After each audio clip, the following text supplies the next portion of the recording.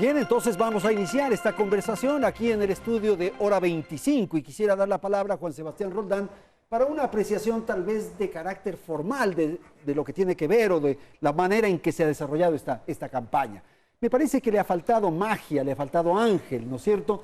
En otras oportunidades hemos escuchado eslogans, por ejemplo, hemos escuchado jingles que se nos han quedado. Esta me parece que no tiene. Desde el punto de vista formal, ¿cómo ha visto usted, Juan Sebastián?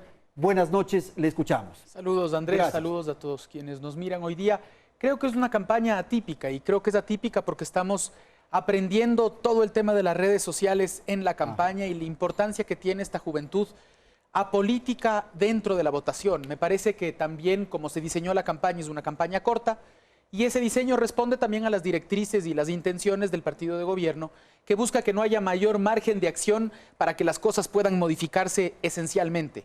Creo que sobre esa base también quienes hoy día se acercan a la política cuando ven una campaña así, yo creo que toman un paso atrás y el gran desafío de los candidatos que buscan reemplazar a Correa, creo que incluso el de Moreno, es el de comenzar a pensar una política sin ese Rafael Correa que ha sido abrumador en los medios durante los 10 años de su gobierno. Ok, Hernán, su apreciación de este primer punto que tratamos aquí sobre la mesa. Yo quisiera plantear la idea de que más bien se debe a un desfase que hay entre la campaña y lo que significa la cultura política de los ecuatorianos. Ese es un elemento. Me parece que no es un asunto de la cortedad de la campaña, me parece que no tiene que ver con el uso de redes sociales, y han habido en otras campañas uso de redes sociales, ni tampoco con la presencia de los millennials o de los grupos jóvenes. Yo creo que tiene que ver precisamente con una cultura política poco propensa a poderse apropiar de estos espacios que deberían ser teóricamente o idealmente de deliberación, de discusión política. Hay una distancia, hay un alejarse del debate. Hay una cierta político. indiferencia en algunos casos, hay un cierto rechazo inclusive en otros casos, y hay una causa, yo creo que más concreta inclusive para aquello, que me parece es lo que se planteó en el reportaje. Por primera vez en 10 años va a haber la ausencia de un político que ha pesado muchísimo en el país estos 10 años, con un estilo comunicacional muy fuerte, que es Rafael Correa Delgado. Paulina, su apreciación, por favor. Buenas noches. Buenas noches a todos. Sí, gracias. Yo creo que hay que caracterizar fundamentalmente desde dos elementos, no son los únicos, pero desde dos elementos esta campaña y este momento político electoral. Uno primero, y yo coincido en que este es un momento de transición.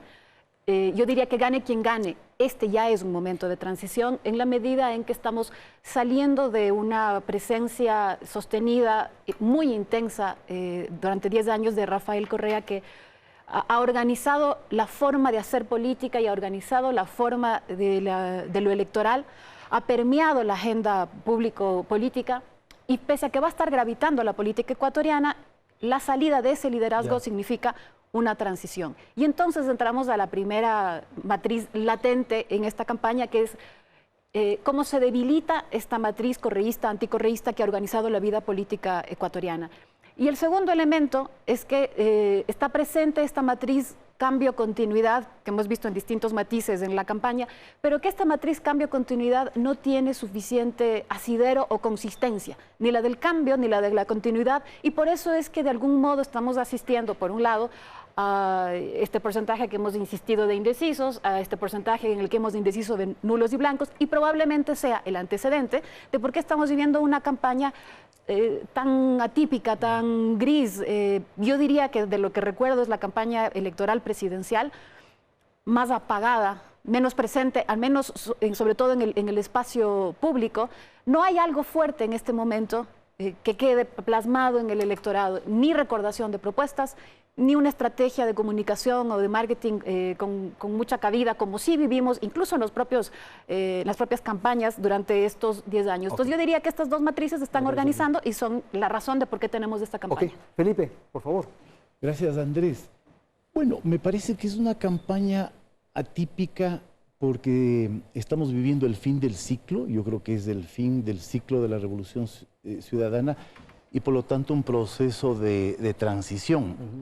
En múltiples niveles, es transición de régimen político, transición de modelo económico, transición de la estructura de liderazgo político en el Ecuador y este retiro de la escena política de Correa y la necesidad de reemplazar, pero ¿con quién reemplazar un liderazgo que ha sido tan potente?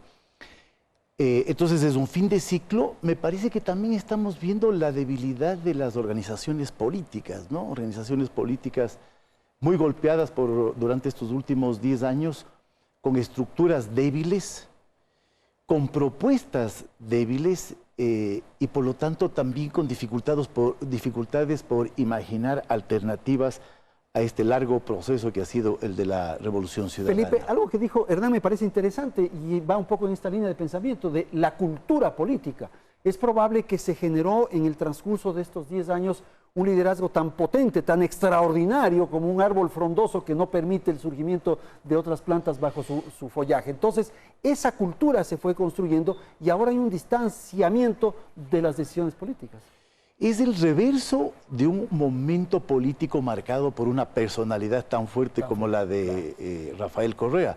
Entonces, el fin de un momento caudillista de la política ecuatoriana, y creo que ese fin de este ciclo caudillista tiene como reverso liderazgos débiles, liderazgos opacos, ¿no? Sin la sustentación de estructuras de organización fuertes.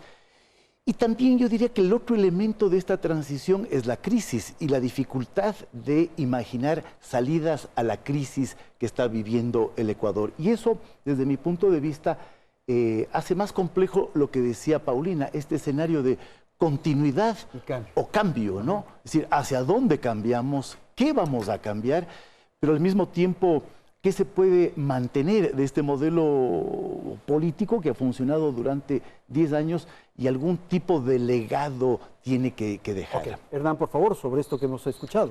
Bueno, yo no sé si es el fin de ciclo de Rafael Correa Delgado, el fin de ciclo de la Revolución Ciudadana. Estoy seguro que es la salida como candidato de Rafael Correa.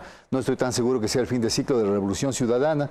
Y yo no tampoco creo que sea estos 10 años el mejor exponente del caudillismo que se va a terminar. Me parece más bien que parte de la debilidad de las organizaciones políticas que menciona Felipe tienen que ver con la persistencia de esas viejas prácticas en los partidos políticos. Si uno analiza quiénes son los candidatos en esos partidos políticos, con un par de excepciones, están siguiendo un patrón similar de caudillismo, solamente que en relación con sus respectivas tiendas políticas.